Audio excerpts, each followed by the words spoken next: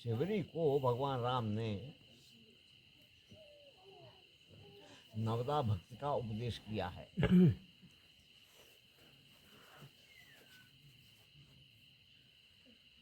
सुनो,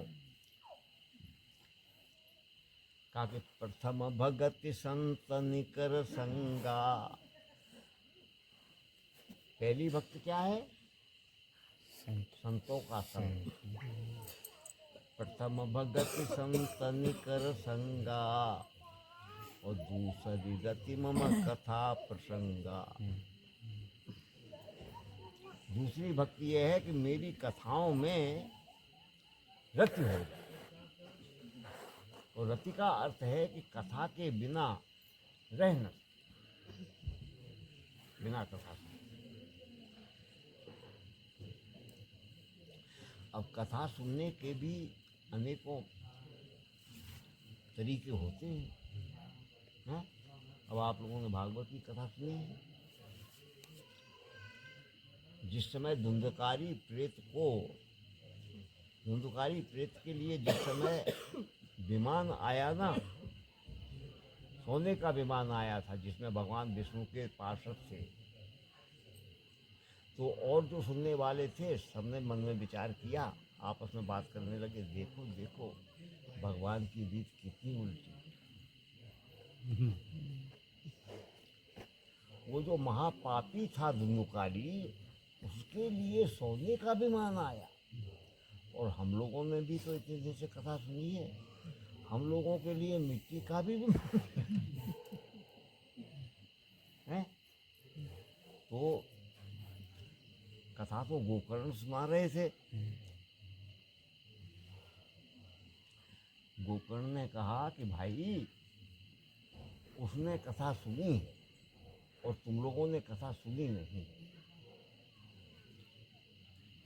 कथा सुनने के भी तरीके अलग अलग होते हैं ना। उत्तर में कहा गोकर्ण ने कि बेशक ये भाव बराबर हैं। यदि सुनने की कहते हो तो सुनने सुनने में अंतर है।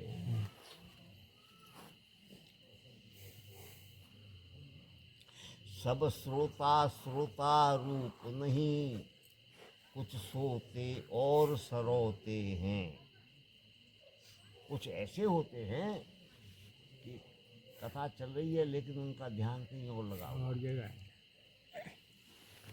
सोते हैं। और कुछ ऐसे होते हैं कि बात को काटते हैं, जैसे सरौता सुपारी को काटता है। तो गोकर्ण ने कहा कि सब श्रोता श्रोता रूप नहीं, कुछ सोते और सरोते हैं।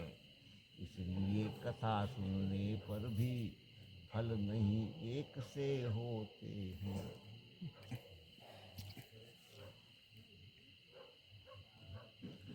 गोकर्ण ने कहा कि तुम लोग ध्यान से सुनो। अब कथा सुनने का जो वास्तविक तरीका है, देखो मिथिलापुरी में महाराज जनक के यहाँ, महाराज जनक के गुरु थे अष्टावक्र जी। तो अष्टावक्र कथा करते थे और नगरवासी सब आते थे सुनने के लिए, लेकिन अष्टावक्र जी बैठे रहते थे। सारी संगत आकर के बैठ गई, लेकिन अष्टावक्र जी बैठे रहते थे। जब तक जनक नहीं आ जाएंगे तब तक वो कथा शुरू ही नहीं करते। एक दिन श्रोतागण आपस में बात करने लगे कि अरे ये संत महात्मा भी देखो राजाओं के हाथों में बिके हुए। अब जब तक राजा जनक नहीं आ जाएंगे तब तक गुरु जी कथा ही नहीं शुरू करें। देखिए, और हम लोग सुनने वाले थे ये। तो अष्टावक्र जी ने देख करके और भाप लिया कि इनके मन में ये शंका हो रही है। तो अष्टावक्र जी ने दो को सिखा दिए कि जब मैं कथा सुनाना शुरू करूँगा तो तुम्हें ऐसा ऐसा करना है। जब महाराज जनक आ गए, बैठ गए, तो अष्टावक्र जी ने कथा शुरू कर दी।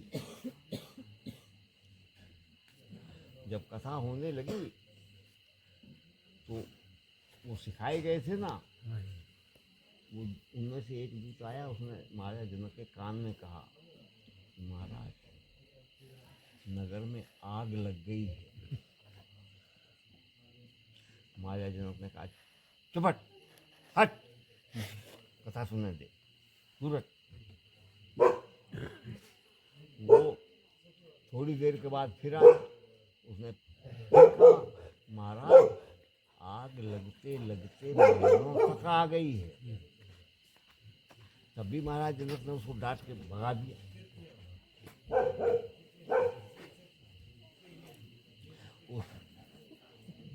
तीसरी बार आया, उसने कहा, महाराज हाथी खाना जल गया है, गौशाला जल गई है, गौशाला जल गई है, अब महल भी जलने वाला है। महाराज जनक ने कहा, तू जाता है कि थप्पड़ मारूं तुझे? नालायक, सुनने नहीं देता है। तो अष्टावक्र जी ने कहा कि भाई ये मामला क्या है? तो उसने कहा कि महाराज मैंने इनसे कहा तो महाराज नगर में आग लग गई है, तो ये मुझे डांट करके भगा देते हैं।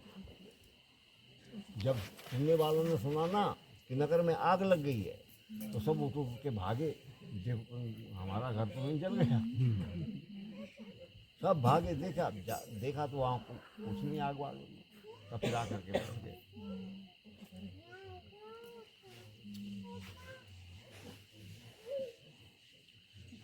तब अष्टावक्र जी ने कहा महाराजा जनक से कि क्यों रे जनक, तू राजा है और राजा का कर्तव्य है कि प्रजा का पालन करना।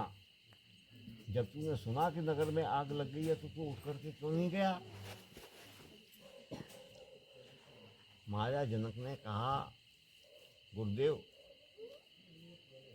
अनंतवत्व में वित्तम यन्मे नास्त ही किंचन मिथिलायाम प्रलब्धा नाम नमे दह्यत किंचन। गुरुदेव मेरा जो आत्मा रूपी धन है वो तो किसी प्रकार नष्ट हो ही नहीं सकता।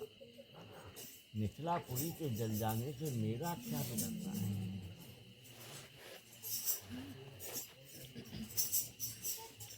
ये बार बार डिस्टर्ब करता था, कथा नहीं सुनने देता था, इसलिए मैंने इसको डांट करके भगाया।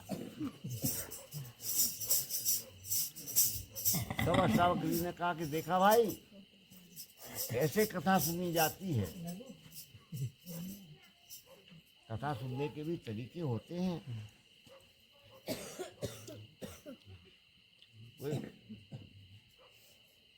कहीं कथा हो रही थी